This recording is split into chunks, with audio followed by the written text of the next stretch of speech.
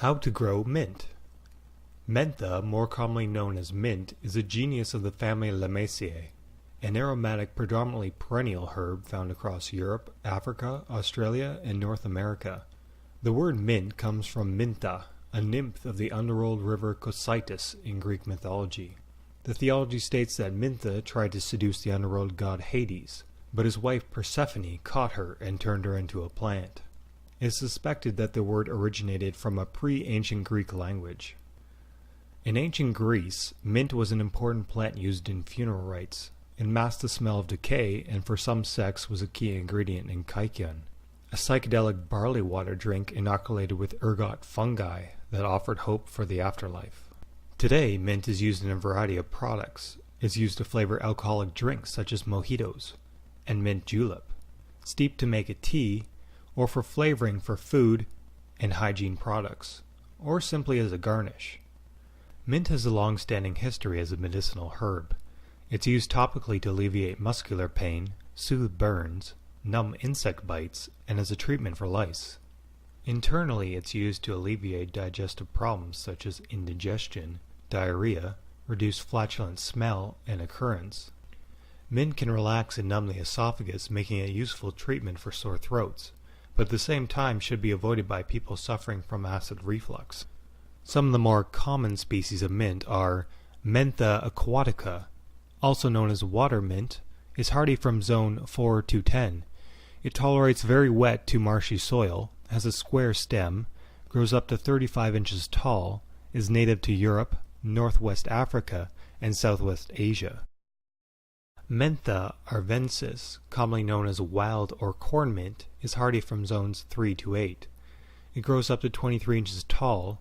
Leaves are displayed in opposite pairs. Flowers are a pale purple to white. It's native in Europe, North America, and Central Asia.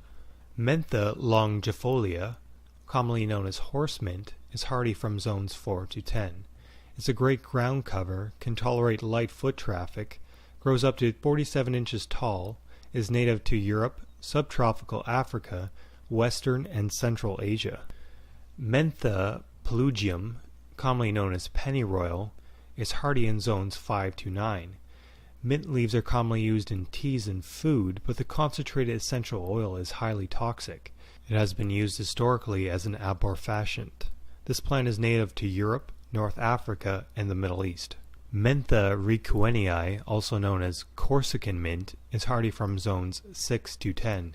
It's slow-growing, very shade-tolerant, and can handle foot traffic. It grows up to 4 inches tall, native to Corsica, Sardinia, and mainland Italy.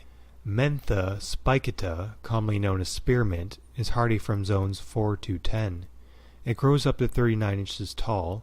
It's a common food additive and named for its pointy-tipped leaves. It's native to Europe and Asia. Mentha suevolens, commonly known as apple mint, is hardy from zones 5 to 9. It makes a great ground cover and can tolerate light foot traffic. It's distinguished by its thick, hairy leaves. It's native from Europe to Western Mediterranean. Mentha piperita is commonly known as peppermint or chocolate mint. It's hardy from zones 3 to 10. It's a cross between water mint and spearmint, and has the highest menthol concentration of any mint. It grows up to 35 inches tall and is in widespread cultivation through many regions of the world. Mint is a fast-growing invasive plant that extends its reach through a network of runners. To keep it isolated, plant in containers. Mint prefers partial shade in medium to wet soils with a pH of 5.5 to 7.5.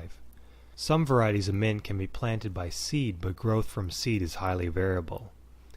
Most propagation of mint is from transplanting runners or simply by placing cuttings in damp soil.